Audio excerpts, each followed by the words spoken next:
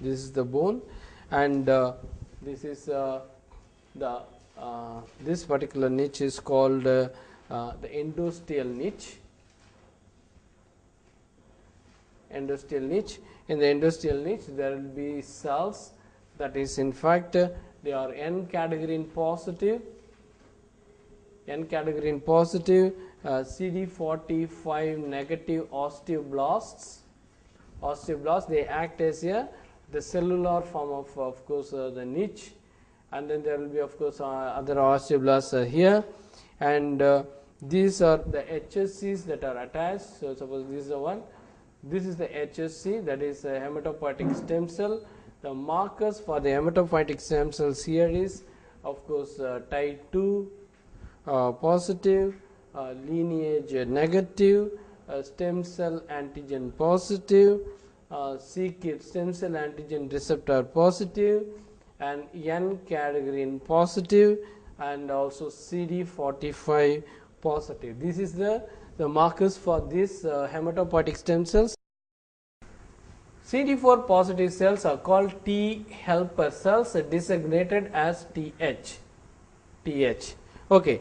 Now, the TH cells can be TH1 or TH2 or T follicular helper cells, or it could be T17 cells, or it could be Treg cells.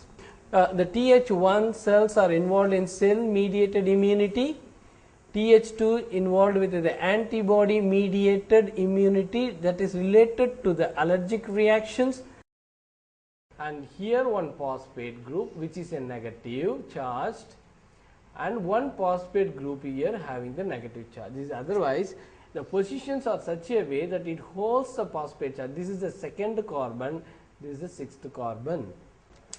These originates are the positioning the whole complex into, the substrate into position. This is the control of CDC2. So, the CDC2 is blocked by different checks here. But what we have to know is, in the case I told, in the case of G2, there is a spike of activity of CDC2 along with the A and B is formed. How this spike is formed? Consider the DNA is not damaged, radiation damage is not there.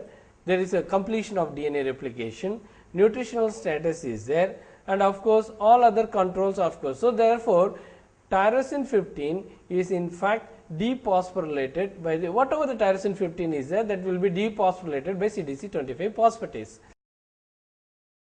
Highly repeated sequences, if you look at this particular chromosome here, if you look at this is as a chromosome, you see here there is a centromere, and centromere associated with this there is a satellite DNA, and then you have a telomeres at the ends, and then hypervariable regions here, and there is a secondary construction.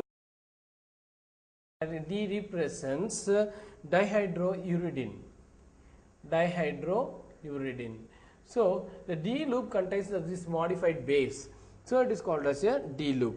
So, what is the function of D loop is that it is involved in the recognition of aminoacyl tRNA synthetase enzyme.